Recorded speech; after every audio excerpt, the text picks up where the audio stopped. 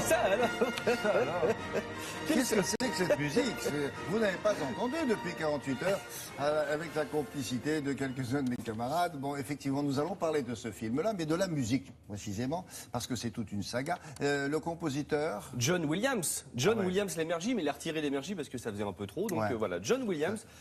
Est-ce qu'on peut rappeler quand même que John Williams est certainement le compositeur de musique symphonique de film le plus grand du monde, voire de la galaxie, voire d'autres planètes qu'on ne connaît pas encore découvertes avec des météorites. Ennio Morricone? Le gars a quand même fait Indiana Jones, Star Wars, Les Dents de la Mer, E.T., Harry Potter, Jurassic Park. Enfin, bon. Ah oui, quand même. Voilà, quand même, ouais. Quand même. Finalement, bon. Les Oscars un peu à l'appel, comme ça, il a eu un Oscar en 77 pour le thème de Star Wars, un Golden Globe, et puis à mon avis, une kyrielle de récompenses. Qu'est-ce qu'on pourrait dire de plus sur cette musique, alors, finalement? Qu'est-ce qu'on pourrait dire de plus? Eh bien, je vais vous expliquer d'où vient l'inspiration de John Williams. Mais avant ça, on va regarder John Williams qui dirige la Marche de l'Empereur, parce qu'il y a le thème principal qu'on a entendu de Star Wars, et la Marche de l'Empereur, vous savez, du méchant Dark Vador, avec une marche militaire. Regardez, c'est John qui dirige.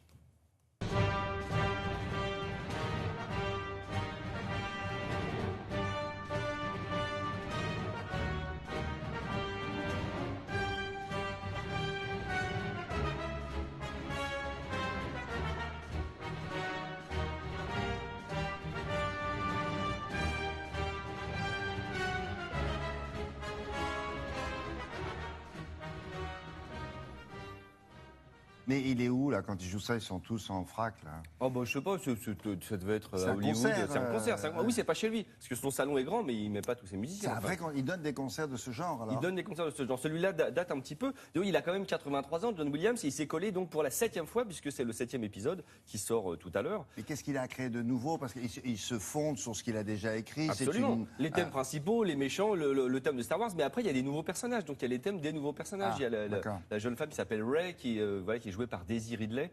Absolument très bonne actrice et succulente et qui joue très très bien. Son thème est tout à fait épatant. Je ne peux pas en dire plus. Et qu'est-ce que vous pouvez dire sur cette musique-là qui n'a pas déjà été dit? Ce qui n'a pas déjà été dit, c'est que là, peut-être que vous allez découvrir pour la première fois que les inspirations de John Williams sont pas très claires en fait. C'est-à-dire que vous allez découvrir que le thème de Star Wars, peut-être que c'est pas un thème de John Williams.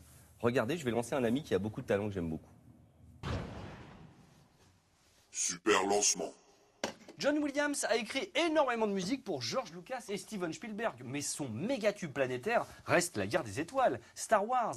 Et je vous propose d'écouter tout de suite l'arrivée des 2 petits robots sur la planète de Tatooine, planète couverte de sable. Petite flûte, petite clarinette, mystère, mais que va-t-il se passer? Eh bien, il va se passer qu'on va écouter tout de suite Le Sacre du Printemps, écrit par Igor Stravinsky en 1913. Dis donc, John, ce serait pas un peu la même chose?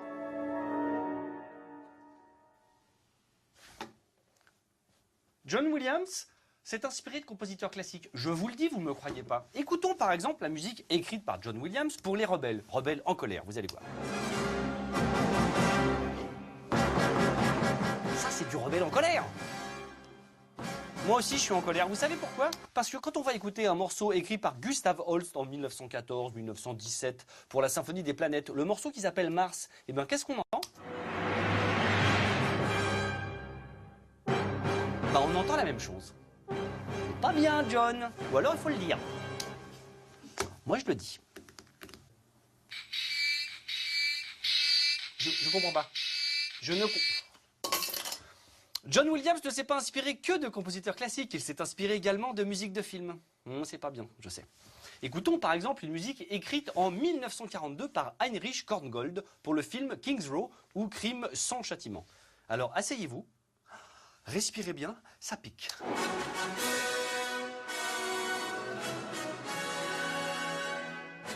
Ah, je sais, c'est pareil.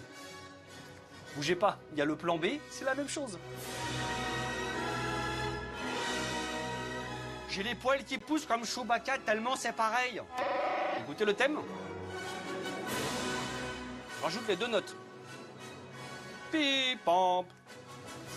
Oui, vous avez le droit d'être en colère et de dire oui, il a piqué les thèmes de Heinrich Korngold. Et en même temps, Si on écoute bien, Puccini, en 1892, il a écrit quoi? Il a écrit Manon Lescaut avec l'intermezzo. Et vous allez voir que là, ça méga pique.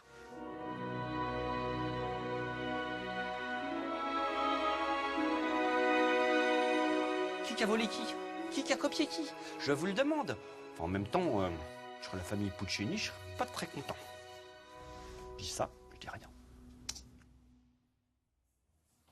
Oh là, là on est remonté jusqu'à Puccini. Il n'y a pas un gars avant qui a écrit ça du côté de un copain de mais Louis il y a plus de XI, je sais pas. C'est ça, mais un homme préhistorique, vous voulez dire? Lully, il n'a pas écrit.